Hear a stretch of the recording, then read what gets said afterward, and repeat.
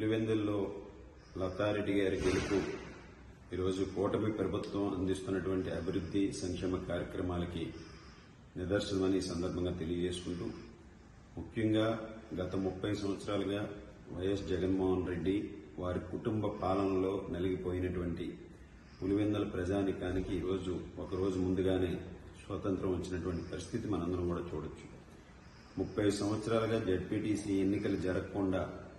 వారి దౌర్జన్యాలతో ఏకగ్రీవం చేసుకుంటూ వారి గొప్పదనంగా భావించి ఈరోజు ప్రజాస్వామ్యయుతంగా జరిగినటువంటి ఎన్నికల్లో ప్రజలందరూ కూడా స్వేచ్ఛగా ఓట్లు వేసి ఈరోజు ఫలితం ఏ విధంగా ఉందనేది మనందరం కూడా గమనించాలి. ఆ విధంగా ప్రజలందరూ కూడా స్వేచ్ఛగా ఓట్లు వేసి లతారెడ్డి గారి విజయాన్ని, పెద్ద విజయాన్ని అందించి వైఎస్ఆర్ కాంగ్రెస్ పార్టీకి కనీసం డిపాజిట్లు కూడా రానటువంటి పరిస్థితి ఈరోజు అక్కడ ఉందనేది మనందరం కూడా గమనించాలి.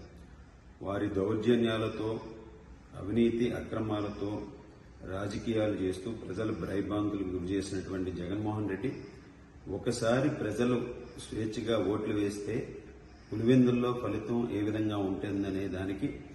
ఈరోజు అక్కడ తెలుగుదేశం పార్టీ గెలుపు నిదర్శనమని సందర్భంగా తెలియజేసుకుంటూ, గౌరవ ముఖ్యమంత్రి చంద్రబాబు నాయుడు గారికి, లోకేష్ గారికి, అదేవిధంగా ఉప ముఖ్యమంత్రి పవన్ కళ్యాణ్ గారికి ఈరోజు ఈ ఎన్నికల ఫలితం వారు ఈ రాష్ట్రంలో అమలు చేస్తున్నటువంటి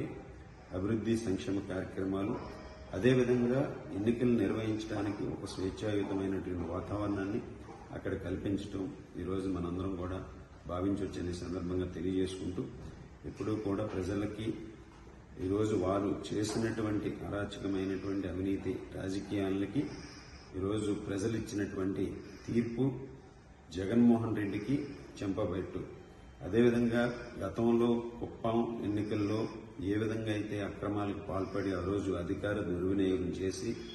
కుప్పం ఎన్నికల్లో గెలిచి ఆ రోజు చంద్రబాబు నాయుడు గారి మీద గెలిచాం, లేకపోతే కుప్పం కూడా గెలుస్తామని ఏ విధంగా చెప్పారో, ఈరోజు ప్రజలు